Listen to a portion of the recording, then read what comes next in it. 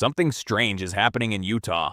Multiple key players suddenly out for the season, the losses piling up, and now reports that the NBA may be stepping in. Are the Utah Jazz tanking for the #1 draft pick? And is Commissioner Adam Silver about to get involved? Let's break this down.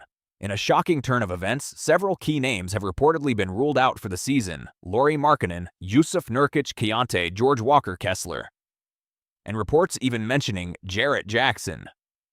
That's not just depth pieces, that's the core rotation. When one star goes down, it happens. When half the foundation goes down at once, that raises eyebrows, especially when your team is already near the bottom of the standings. Here's what makes this situation controversial. The Jazz were already in the lower tier of the Western Conference. The #1 overall draft pick is within reach, and suddenly, season-ending decisions. Now, to be clear, injuries are part of the NBA, but critics are asking, are these truly season-ending medical decisions or precautionary shutdowns to secure lottery odds? Because in today's NBA, positioning matters. The #1 pick can change everything. A franchise player, a generational talent, a rebuild accelerated overnight. For a small market team like Utah, landing a superstar through the draft is often the only path to true contention.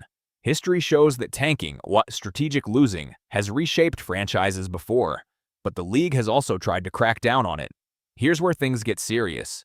There are reports circulating that Adam Silver and the NBA may send a league-appointed doctor to verify the legitimacy of these injuries. That's not a small step. If true, it would signal that the league suspects potential competitive manipulation. The NBA has previously fined teams for resting healthy players in obvious tanking situations. The league wants competition, not intentional losing. If the NBA investigates and finds wrongdoing, heavy fines or draft penalties could follow. Let's be fair, there are two possibilities here. One, the injuries are legitimate, and the Jazz are protecting their players long-term. Two, the front office is prioritizing draft position over short-term wins. Players don't tank. Front offices strategize, and rebuilding teams often shut players down to avoid unnecessary risk late in lost seasons. Is it unethical or just smart asset management? That depends on who you ask. If Utah lands the #1 pick, everything changes. Suddenly, this lost season becomes genius-level planning. But if the NBA intervenes, the narrative shifts. This could become one of the most controversial rebuild stories in recent memory. The league is watching, fans are watching, and the draft lottery could define the next decade of Jazz basketball. So what do you think? Are the Utah Jazz legitimately injured and protecting their future?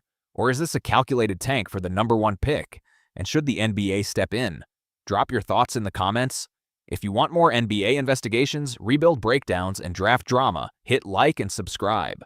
Because this story, it's just getting started.